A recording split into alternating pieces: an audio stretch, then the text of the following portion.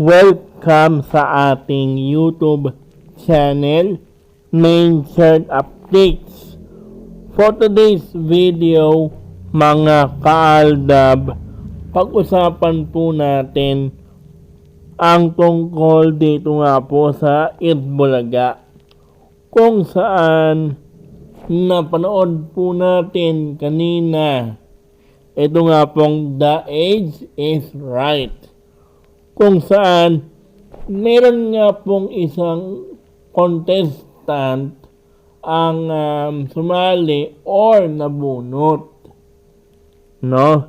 Ito nga po si Ate Rachel.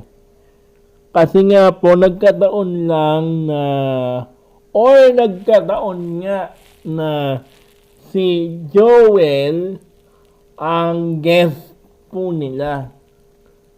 No, kasi 'di ba everyday may mga guests po silang pinapatawag para hulaan ng mga contestant na kung ilan nga po ba ang kanilang mga edad. At ngayon nga po na pag-usapan doon yung tungkol kay Joel. Tapos siyempre nabanggit po ni Ate Rachel na isa nga daw siyang Aldab fans, kaya kilala daw niya itong si Joel. No, kasi siyempre 10 years ago na yung pangyayaring yon. Di po ba?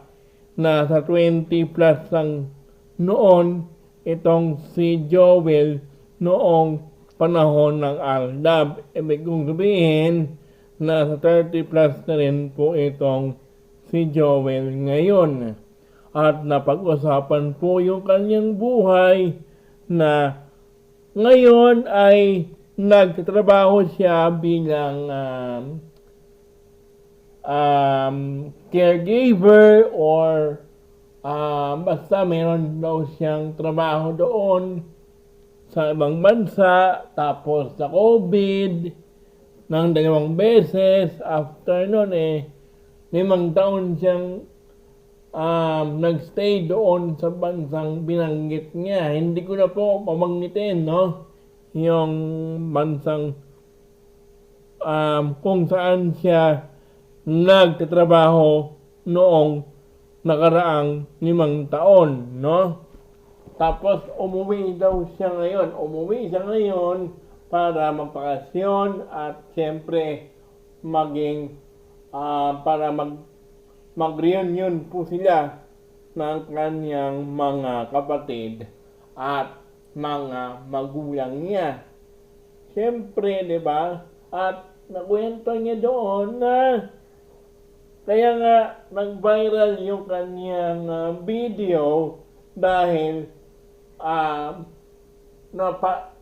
napaluha, napaiyak niya, or siyempre sa sobrang saya, nagulat din yung mga kaanak niya, mga kapatid niya, mga magulang niya sa pag-uwi niya sa Pilipinas. Siyempre sa sobrang saya, siyempre napapaiyak ka, napapaluha ka sa mga nangyayari, diba? At nagpanggap pa nga siya na server or waiter doon sa lagi nilang pinagkakainan noong nandito pa si Joel sa Pilipinas. No? At doon nagtapos ang kwento ni Joel. No? Mga kaaldab. Pero ang pag-uusapan natin ngayon ay tungkol naman kay Maine at kay Alden na talaga namang kaabang-abang at masayang pag-usapan dahil siyempre nga, 'di ba, yung tungkol doon sa comeback or yung pagbabalik ng Aldab sa Itbulaga or sa sa TV, di ba, para po pasayahin ulit ang mga fans. Di ba? At inamin naman daw ni Alden sa isang interview na gusto daw niyang ibalik ang Aldab sa Itbulaga or magkaroon sila ng project ni Ming. Pero siyempre, sa panahon ngayon na may mga issue tulad nga po ng kay Ming at kay Arjo, siyempre, may mga kumukontra na mga fans na huwag na daw ituloy ang nasabing reunion ng Aldab dahil may asawa na raw itong si Ming. Tapos, hindi na raw papatok ang nasabing comeback ni Ming at saka ni Alden dahil siyempre mayroong asawa daw itong si Ming. Tapos mayroon pang ang dami pa nilang sinasabi mga kaaldab na para bang kinukontra nila yung nasabing plano ni Alden na buhayin or ibalik ang Aldab sa gitong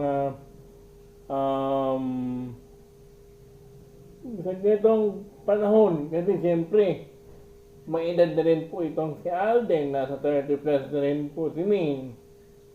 Diba? Meron nga pong, diba, nasa 31 na si Ming. Tapos nasa 34, 35 na rin itong si Alden. Kaya para bang sinasabi raw nila na para bang hindi na angkop yung Aldab sa panahon ngayon dahil siyempre may edad na rin po daw itong si Ming tsaka itong si Alden. Hindi na raw papadok or wala na raw kilig na ihahatid or hindi mo na raw mararamdaman ang kilig ngayong kung sakaling tumalik pa yung Aldab. Yan daw yung sinasabi nila. Tapos siyempre pa yung management ni Alden at saka ni Ming, nasa TV5 po si Ming, yung TVJ, saka yung Bulaga, saka yung si Alden, nasa GMA. Ang tanong, papayag nga ba ang TVJ or yung GMA na magkaroon ng Aldab comeback? Dahil nga po, siyempre, di ba, magkahiwalay ngayon si May at itong si Alden. Diba? Saka siyempre meron po tayong mga endorsements tulad ng BYD, CDO, tapos meron pang triathlon si Alden na pinaghahandaan ngayon, tapos meron pang mga tinisering gagawin, cold gray, tapos yung kina Alden, saka yung kay Nadine Lustre, di ba, na I Love Siargao, na dapat daw abangan natin paano nga naman magkakaroon ng Aldab project kung napaka-busy ni Allen Richards. At ngayon po ay nagpabalik na nga po si Alden sa kanyang taping sa kanyang programang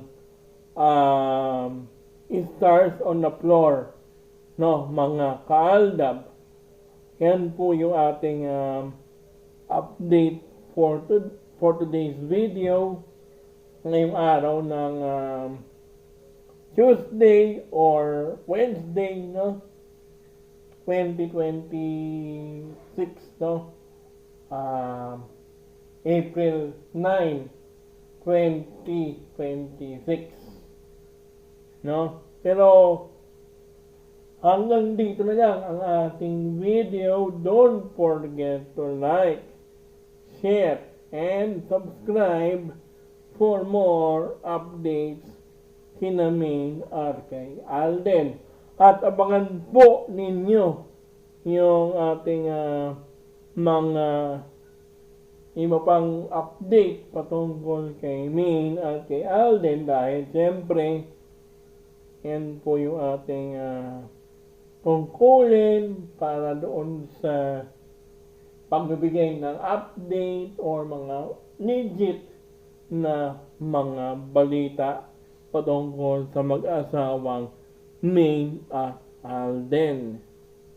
See you on my next video.